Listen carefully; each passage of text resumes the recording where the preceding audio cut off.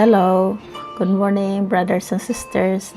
Today is July 25, 2018, and once again, I would like to give you from the Deep Life, United States of America, 4 ways to reawaken your spirit.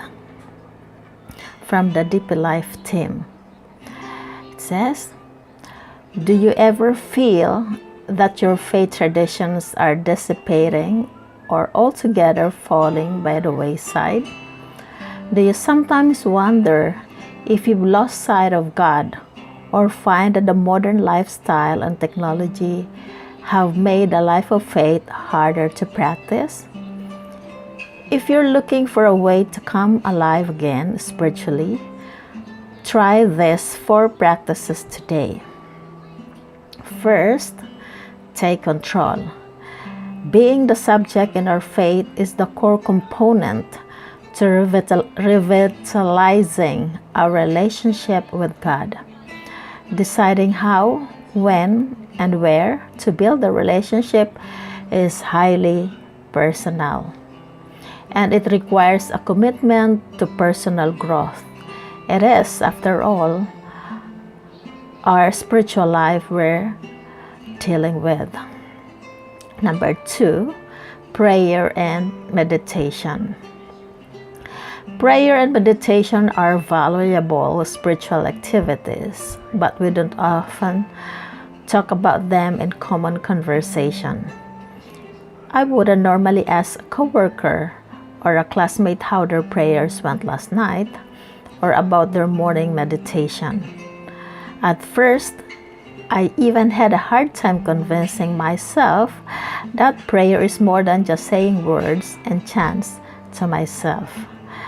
The Unification tradition views prayer as a type of reporting, a way to assess our day and express gratitude. We report our life to God, our struggles, our feelings, our inspirations, and affirm our determination to grow. Prayer becomes a conversation with God. Meditation, in a similar way, can be like a conversation with ourselves. By staying silent, emptying our minds, and being aware of our surroundings, we can practice going deep and looking into our inner selves. This deepens our reflection and self-understanding too. Number 3, make conditions.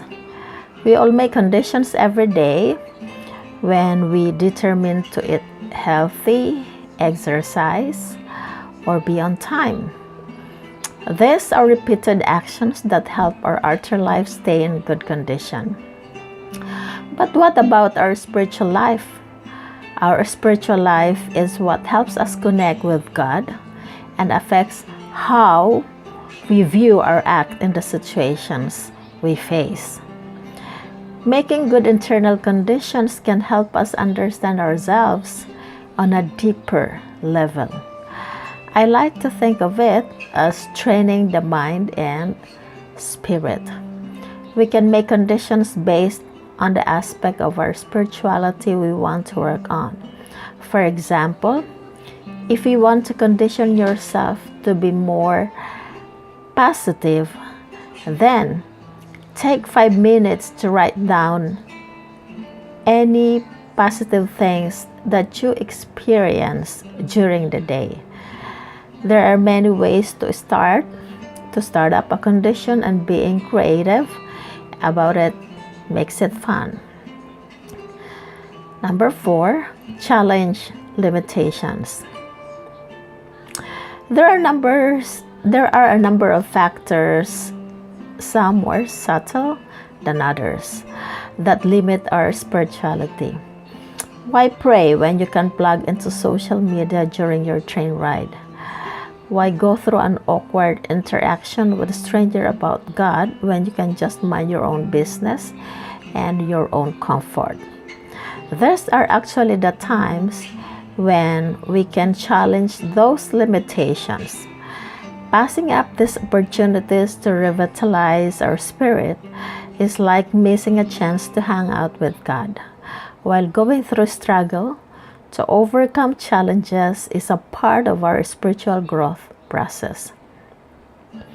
It is how we gain experience and become better versions of ourselves. If we stand up to our limits and just accept being awkward, the results might surprise us.